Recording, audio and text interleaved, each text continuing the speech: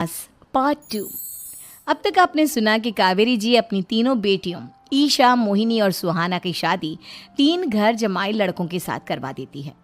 उन्हें लगता है कि ये लड़के शायद घर का कामकाज संभाल लेंगे, लेकिन उनके तीनों घर जमाई बहुत आलसी थे। वो नौकरी भी नहीं करते थे और बाहर का काम भी नहीं। कावेरी जी ने अपनी बेटियों से कहा कि वो प्रेगनेंसी का बहाना बनाकर अपने पतियों को सबक सिखाए। अब सुनिए आगे। मम्मी, आपने जैसा कहा था हमने वैसा ही किया, लेकिन देखिए ना, विवेक का हाल तो वैसा का वैसा ही है। घर में ना सुबह का नाश्ता बनता है और ना खाना। नौकरी पर जाने की बात करूं तो खाने को दौड़ते हैं मुझे। हाँ मम्मी, मैंने भी सुमित को कितनी बार कहा कि अगर नौकरी नहीं करनी तो कोई छोटी सी दुकान ही खोल लो। घर का खर्चा कैसे चलेगा? देखो दोपहर के 12 बजने आए और जनाब अभी तक सो रहे हैं। हाँ मम्मी, ईशा और सुहाना ठीक कहती हैं। अविनाश का भी यही हाल है। जब मैंने अपनी प्रेगनेंसी के बारे में कहा तो मुझसे कहने लगा, अरे दूसरी लड़कियां तो 9-9 महीने तक नौकरी करती है, बस डिलीवरी के टाइम छुट्टी लेती है। मोहिनी, तुम भी नौकरी करो। अब मुझे कहाँ नौकरी मिलेगी? मम्मी बताओ, अब मैं क्या करूँ? हे भगवान, क्या सोचकर घर जमाई दामाद लाई थी मैं कि मेरी बेटियां मेरे पास रहेंगी और खुश रहेंगी, लेकिन इन आलसी दामादों ने तो हमारी जिंदगी को भी प्रॉब्लम में डाल दिया है। मैं तो कहती हूँ मम्मी, हम लोग वापस अपनी जॉब पर जाना शुरू कर देते हैं। बता देते हैं इन लोगों को कि हमने प्रेगनेंसी का बहाना किया है। नहीं नहीं बेटा, ऐसी गलती भी मत करना। अगर तुमने ऐसा किया तो इन तीनों की आदत और ख़राब हो जाएगी। अरे आज नहीं तो कल कभी तो तुम प्रेग्नेंट होगी, तब वापस यही प्रॉब्लम आएगी। तब क्या करोगी तुम तीनों? हाँ मम्मी, आपकी बात तो बिल्कुल सही है। इन लोगों को तो सुधारना ही पड़ेगा। लेकिन कैसे? अपने बच्चों के आने की खबर सुनकर भी इन लोगों पर कोई असर नहीं हो रहा। पैसे कमाने के लिए घर से बाहर निकलना ही नहीं चाहते ये तीनों। अब मेरे दिमाग में एक प्लान आया है। तुम तीनों चिंता मत करो, उन तीनों को बुलाओ, फिर मैं बात करती हूँ। थोड़ी देर बाद कावेरी जी अपने तीनों दामादों को सामने बुलाकर अपनी बात कहना शुरू करती हैं। अविनाश, सुमित और विवेक, देखो बेटा, मैं ना तुम तीनों से बड़ा प्यार करती हूँ, इसीलिए तो तुम्हें घर जमाई बना कर रखा है मैंने। अरे मम्मी जी, सीधे सीधे कहिए ना, क्या बात है? प्यार तो हम भी आपको बहुत करते हैं। अरे मम्मी जी, आपकी इज्जत भी बहुत करते हैं। अरे भाई, आपके जैसी सास और कमाने वाली बीवी सबको मिलती है क्या? हाँ मम्मी, विवेक और सुमित ठीक कह रहे हैं।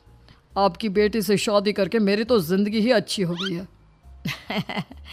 जानती हूँ मैं, और ये भी जानती हूँ कि तुम तीनों अपने अपनी बीवियों से बहुत प्यार करते हो।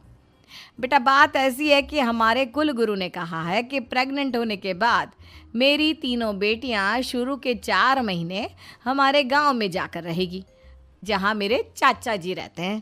अरे लेकिन क्यों मम्मी, गांव में जाकर रहने की क्या ज़रूरत है इन तीनों को? वो क्या है ना बेटा, हमारे परिवार को एक श्राप है। अगर मेरी बेटियों ने यहाँ पर बच्चा पैदा करने की कोशिश की तो उनके बच्चों को कुछ भी हो सकता है। इसलिए अब से लेकर 4 महीने पूरे होने तक इन्हें गांव वाले घर में रहना पड़ेगा। हाँ, तो इसमें प्रॉब्लम क्या है मम्मी जी? हम भी वहाँ जाकर रहेंगे, पिकनिक मनाएंगे। अरे भाई, बीवी जहाँ हम भी वहाँ। हाँ यार, आइडिया तो बहुत अच्छा है। शहर की ज़िंदगी में रह रहकर परेशान हो चुके हैं, अब कुछ दिन गांव में बिताएंगे। तुम लोग समझने की कोशिश क्यों नहीं करते? तुम में से कोई भी वहाँ नहीं जा सकता, और मैं यहाँ रहूँगी ना तुम तीनों के साथ। 4 महीने की तो बात है, उसके बाद ये तीनों ही लौट कर आ जाएंगी। ठीक है मम्मी जी, अब हमारे बच्चों का सवाल है तो ये तो करना ही पड़ेगा। कावेरी अपनी तीनों बेटियों को कुछ दिन के लिए घर से बाहर कहीं दूसरे शहर में रहने के लिए भेज देती है। कुछ दिनों के बाद, अरे मम्मी जी, बहुत दिन से पिज्ज़ा नहीं खाया, मंगवाइए ना। क्या बताऊं बेटा, पहले तो बेटियां खर्चा दे देती थी क्योंकि उनकी नौकरी थी, लेकिन अब तो मेरे पास पैसे ही नहीं बचे। थोड़े बहुत पैसे हैं जो बच्चों की डिलीवरी में काम आएंगे। लेकिन मम्मी जी, आपकी बेटियों को वापस आने में तो अभी बहुत वक्त बाकी है। वही सोच सोच कर परेशान हो रही हूँ। सोच रही हूँ कल से दूध भी बंद करवा देती हूँ। अब दूध वाले को देने के लिए पैसे भी तो नहीं है ना। अरे नहीं नहीं मम्मी जी, अगर दूध भी बंद करवा दोगी तो मुझे चाय कहाँ से मिलेगी? और चाय के बिना मैं तो मर ही जाऊंगा। क्या करूं बेटा, इसके अलावा हमारे पास कोई ऑप्शन नहीं है। मेरे पास पैसे ही नहीं बचे। इस तरह कावेरी जी धीरे धीरे अपने तीनों दामादों को पैसे देना बंद कर देती हैं और घर में खाने पीने की चीजें लाना भी बंद कर देती है।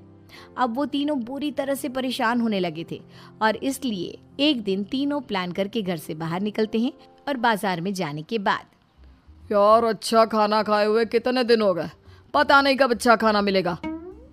हमारी बीवियों के जाने के बाद तो हमारी हालत भिखारियों जैसी हो गई है यार। कुछ भी हो, मुझे तो आज पिज्ज़ा खाना ही खाना है। जेब में 1 रुपया नहीं और पिज्जा खाएगा, कहाँ से आएंगे पैसे? अरे देख वहाँ सामने बोर्ड पर क्या लिखा हुआ है, कंप्यूटर पर काम करने के लिए एक आदमी की आवश्यकता है।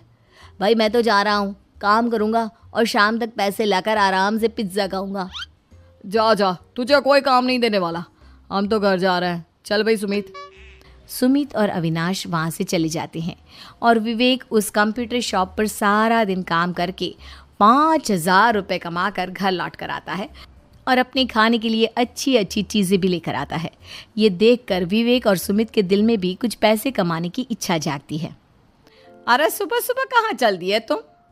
मम्मी जी एक बहुत अच्छी जगह मिली है, कंप्यूटर पर काम करने के 5,000 मिले थे कल मुझे। अगर रोज़ काम करूँगा तो पूरे 40,000 की तनख्वाह। अरे वाह, ये तो बहुत अच्छी बात है दामाद जी, आपको जाना ही चाहिए। सुमित और अविनाश विवेक को इस तरह तरक्की करते देखकर परेशान हो जाते हैं और वो दोनों भी काम की तलाश में निकल पड़ते हैं। धीरे धीरे उन दोनों को भी काम मिल जाता है। अब कावेरी के तीनों दामाद छोटी मोटी नौकरी करके अच्छा पैसा कमाने लगे थे।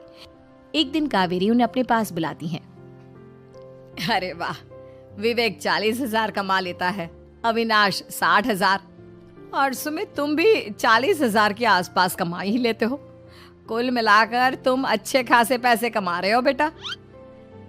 हाँ मम्मी जी, बहुत मज़ा आता है जब महीने के एंड में मोटी रकम हाथ में आती है। पूछिए मत मम्मी जी, घर में रहकर रोटी बना बना कर औरतों जैसा महसूस होने लगा था मुझे तो। हाँ बेटा, तुम तीनों की बात तो बिल्कुल ठीक है और जानते हो अब तुम तीनों की पत्नियां भी वापस लौट कर आने वाली है। लेकिन मम्मी जी अभी तो उन्हें गए सिर्फ 2 महीने हुए हैं, आपने तो कहा था वो 4 महीने के बाद लौट कर आएंगी। ऐसा कुछ नहीं है बेटा, मैं सिर्फ तुम तीनों को सबक सिखाना चाहती थी कि आदमी घर में बैठकर बीवी की कमाई खाता हुआ अच्छा नहीं लगता। इस दुनिया में हर इंसान को मेहनत करनी चाहिए, काम करना चाहिए, चाहे वो औरत हो या आदमी, ताकि अपने परिवार को संभाल सके।